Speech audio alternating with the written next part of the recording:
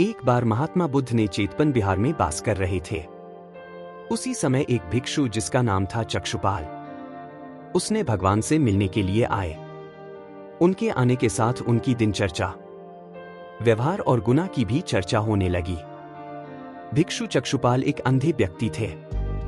एक दिन बिहार के कुछ भिक्षुओं ने एक साथ में मरे हुए कीड़ों को चक्षुपाल के कुटी के बाहर पाया और उन लोगों ने भिक्षु चक्षुपाल की निंदा करना शुरू कर दी कि चक्षुपाल ने उस जीवित प्राणियों का हत्या कर दिया।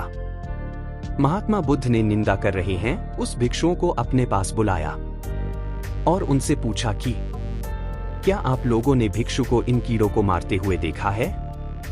उन लोगों ने उत्तर दिया नहीं। इस बार भगवान बुद्ध ने उन भिक्षुओं से यह कहा कि जैसे तुम लोगों ने उन कीड़ों को मारते हुए चक्षुपाल को नहीं देखा, वैसे ही चक्षुपाल ने भी इन कीड़ों को मरते हुए नहीं देखा है और चक्षुपाल ने भी इन कीड़ों को जानबूझकर नहीं मारा है।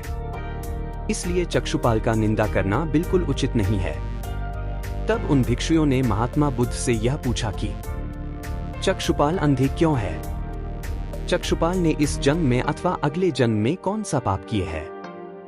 भगवान बुद्ध चक्षुपाल के बारे में कहा कि वे पूर्व जन्म में एक बहुत अच्छे चिकित्सक थे।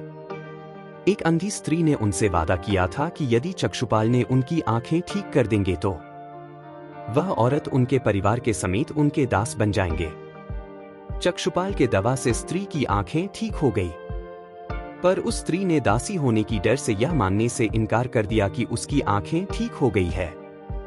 चिकित्सक को तो पता था कि उसकी दवा से उस स्त्री का आंखें ठीक हो गई है, लेकिन वह स्त्री झूठ बोल रही है, उसको सबक सिखाने के लिए और बदला लेने के लिए।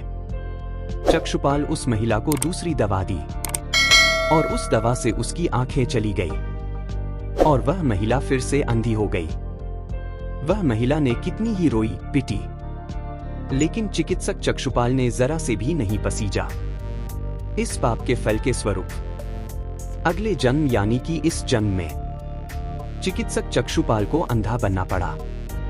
इसलिए कभी भी हमें बुरी काम करना नहीं चाहिए अथवा किसके साथ बुरा कर्म नहीं करना चाहिए, क्योंकि उस बुरी कर्म का फल हमें खुद ही भोगना पड़ता है।